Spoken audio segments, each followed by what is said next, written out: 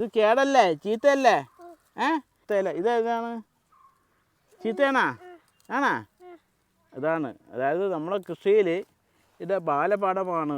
ഇലകൾ കണ്ടാൽ പോലും ചീത്തയും നല്ലതും തിരിച്ചറിയാൻ കഴിയുക എന്നുള്ളത്. അത് അവർ പഠിച്ചു വരികയാണ്. അപ്പോൾ ഭാവിയിലെ കൃഷി ഉദ്യോഗസ്ഥനാണാ? ആണാ? അവൻ കൃഷിക്കാരനാണ് കേട്ടോ, അല്ലേ? കൃഷി എന്ന് പറയുന്നത് ഇന്ന് അഭിമാനപൂർവ്വം പറയാൻ കഴിയുന്ന ഏറ്റവും വലിയ സംരംഭമാണ്. അതായത് കൃഷി ഒരിക്കലും മോശമല്ല. വൈറ്റ് കോളർ ജോലിയല്ലെന്നേ ഉള്ളൂ. പക്ഷേ പാടത്തിറങ്ങണം, വളങ്ങളെടുക്കണം, കോഴികളായാലും ചാണകമായാലും വേപ്പണ്ണായാലും എല്ലാം എടുക്കണം. അപ്പം കൃഷി ഒരിക്കലും മോശമായിട്ടുള്ള ജോലിയല്ല. സ്വയം തൊഴിൽ കണ്ടെത്തിയാൽ വർഷം എങ്ങനെ 4-5 ലക്ഷം രൂപ സമ്പാദിക്കാൻ കഴിയുന്ന ഏറ്റവും ബൃഹത്തായ ഒരു പദ്ധതിയാണ് കാർഷിക മേഖല. അതിലൊരു കാര്യം കൂടി പറഞ്ഞേക്കാം, ആർക്കും പിണക്കമൊന്നും തോന്നണ്ട. സർക്കാരിൻ്റെ സഹായം കിട്ടേണ്ട സമയത്ത് കിട്ടേണ്ടതുപോലെ കർഷകന് കിട്ടണം. കിട്ടിയില്ലെങ്കിൽ തമിഴ്നാടും ആന്ധ്രയും അല്ല കേരളം.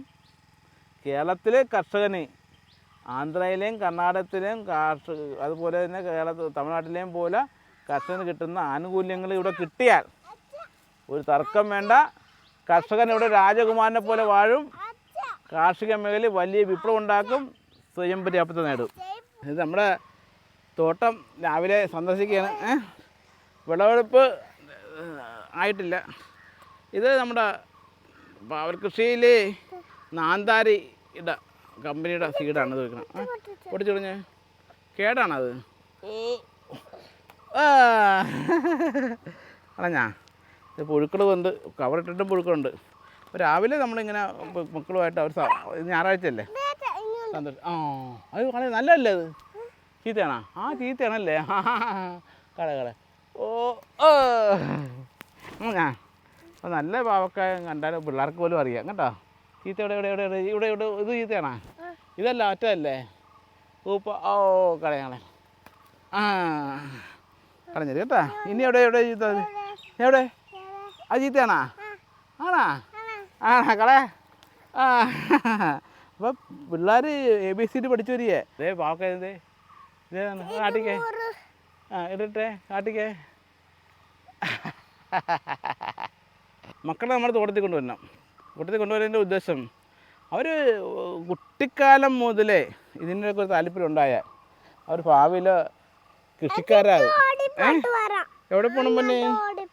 ഓടി പോയിട്ടോ. അപ്പോൾ അവർക്ക് വലിയൊരു പ്രയോജനമാണ്. കാരണം നമ്മൾ ചെയ്യുന്ന കൃഷികളൊക്കെ കാണുന്നു. അച്ഛൻ രാവിലെ അവർ ചോദിക്കും, അച്ഛൻ എവിടെ പോകും? പാടത്ത് പോവുകയാണ്. അപ്പോൾ ഞാൻ പറയും പാടത്ത് പോവുകയാണ്. അവിടെ ചീരയുണ്ടാ? അച്ഛൻ ഇന്ന് അവർക്ക് അച്ചുവിന് ചീരക്കറി വേണം, അല്ലെങ്കിൽ പാവലിൻ്റെ തോരൻ വേണം, പയർ വേണം എന്നവർ പറയുന്ന രീതിയിലേക്ക് അവർ വന്നു. 3.5 വയസ്സുള്ള കുട്ടികളാണെന്ന് ഓർത്തോളണം. അപ്പോൾ അവർ പറയുന്ന രീതിയിലേക്ക് വന്നു. അപ്പോൾ അവരെ നമ്മൾക്ക് കാർഷിക മേഖലയെ പ്രോത്സാഹനം. അവർ ഒരിക്കലും കൃഷിക്കാരോ അല്ലെങ്കിൽ കൃഷിയായിട്ട് ബന്ധപ്പെട്ടുള്ള അനുബന്ധ ജോലികൾ ചെയ്യണമെന്നല്ല ഞാൻ പറയുന്നത്. കൃഷി നമ്മൾ പഠിപ്പിച്ചു കഴിഞ്ഞാൽ സ്വന്തം വീട്ടിൽ ഉൽപ്പാദിപ്പിക്കാൻ കഴിയുന്ന കൃഷി കൊണ്ട് ജൈവരഹിതമായിട്ടുള്ള ഭക്ഷണം കഴിക്കാനുള്ളൊരു താല്പര്യം അവർക്ക് ഭാവിയിലുണ്ടാകും. അതിന് വേണ്ടിയിട്ടുള്ള വലിയൊരു പരിശ്രമം നമ്മൾ ഉണ്ടാക്കണം. കുട്ടികളെ അതായത് സ്കൂളിൽ കൃഷി രീതികൾ പഠിപ്പിക്കാൻ കഴിയുന്ന ഒരു സംവിധാനം ഉണ്ടായിക്കഴിഞ്ഞാൽ നമ്മുടെ കേരളത്തിൽ വരും തലമുറ കാർഷിക മേഖലയെ ബന്ധപ്പെട്ട് ഒരുപാട് സംഭാവനകൾ ചെയ്യാൻ കഴിയുന്ന വരും പേര ഉണ്ടാകും. അപ്പോൾ അവരെ കൃഷികൾ പഠിപ്പിക്കാൻ കഴിയുന്ന ഒരു സമിതിയിലേക്ക് കൊണ്ടുവരണം. ഇത് എൻ്റെ പാവൽത്തോട്ടമാണ്. അവിടെയാണ് ഞാനും എൻ്റെ മകനും കൂടി രാവിലെ ഈ പറയുന്ന 7:30 മണിക്ക് വന്ന് കൃഷിത്തോട്ടത്തിൽ സജീവമായിട്ടുള്ളത്. ഉമ്മ അച്ഛക്ക് ഉമ്മ വന്ന് കൃഷിക്കാരെ ഭയങ്കര സന്തോഷം. ഇത് കണ്ട ഉമ്മ വന്ന് അതാണ് പൊന്ന്. നമ്മുടെ ജീവിതത്തിലെ സമ്പാദ്യങ്ങൾ ഇവരെ പഠിപ്പിച്ചെടുക്കുക, അവർക്ക് ആവശ്യമാവുന്ന നിർദ്ദേശം കൊടുക്കുക, കൃഷിത്തോട്ടത്തിൽ കൊണ്ടുവരിക. ഒരു 1/2 മണിക്കൂർ കൊണ്ടുവരുമ്പോൾ കിട്ടുന്ന സന്തോഷം അവർ മനസ്സിലായില്ലേ? ഇതാണ് സന്തോഷം.